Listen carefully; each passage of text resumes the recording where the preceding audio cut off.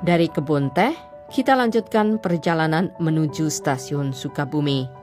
Di stasiun ini, kita masih bisa melihat sisa-sisa teknologi yang terbilang maju pada zamannya, mengingat saat itu kereta api sangat diandalkan untuk mengangkut hasil perkebunan di Priangan.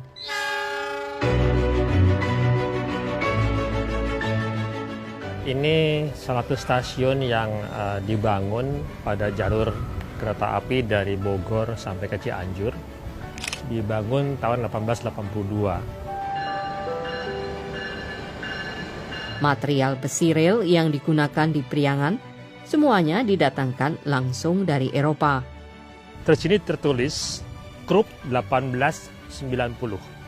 Artinya batang rel ini dibuat oleh pabrikan Krupp di Jerman pada tahun 1890.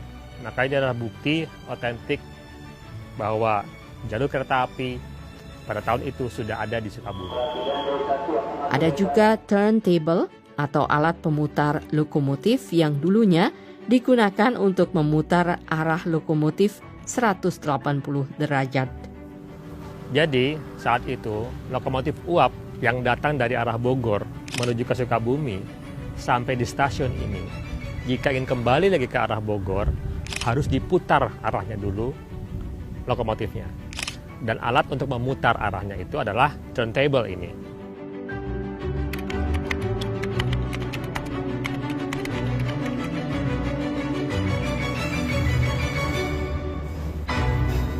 Rekam jejak teknologi perkereta-apian berikutnya dapat kita tapaki di stasiun Lampegan, 3 stasiun dari stasiun Sukabumi menuju Cianjur. Teknologi itu berwujud terowongan kereta pertama di Hindia Belanda.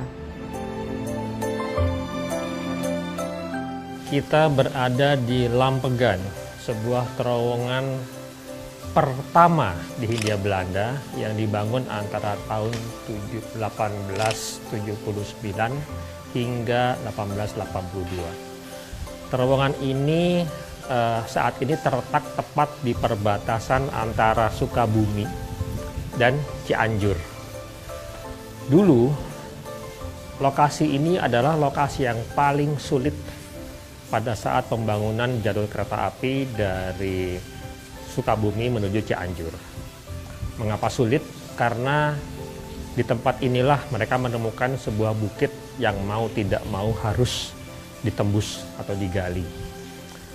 Batuannya cukup keras, sebagian lagi batuannya terlalu lunak. Sehingga ada yang digali, ada juga yang dikupas, gitu ya.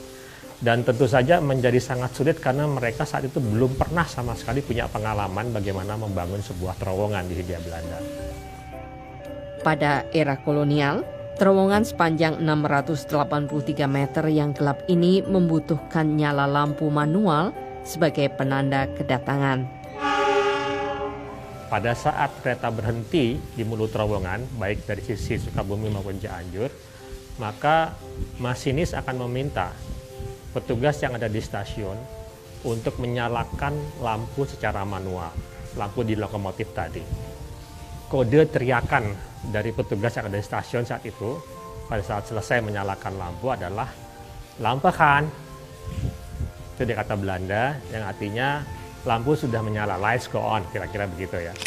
Nah, kata-kata ini terulang terus setiap kali lokomotif masuk ke dalam terowongan, dan itu kemudian ditangkap oleh orang-orang lokal yang menyangka seolah-olah itu adalah nama dari terowongan ini, sehingga sampai sekarang disebut dengan Lampegan.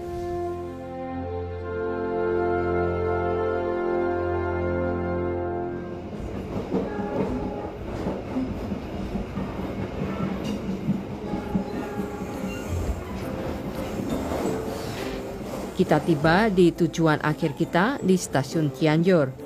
Namun, sejatinya jalur kereta yang dibangun pemerintah Hindia Belanda terus menembus pedalaman Priangan.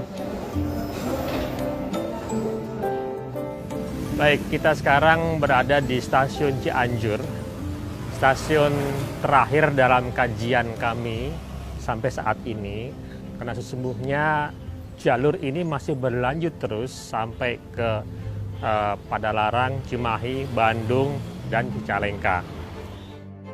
Hingga tahun 1864, Cianjur sebenarnya adalah ibu kota Priangan. Jalur kereta api yang menyambungkan Cianjur hingga ke Batavia ini membuktikan bahwa Cianjur sempat memiliki peran penting di masa lalu. Priangan saat itu belum beribu kota di Bandung, tapi masih bermula di Cianjur terlebih dahulu.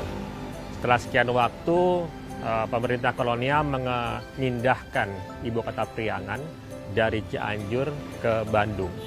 Tentu saja ini akan mengurangi atau waktu itu mengurangi peran dari Cianjur sebagai sebuah kota dan sebagai sebuah bagian dari jalur kereta api.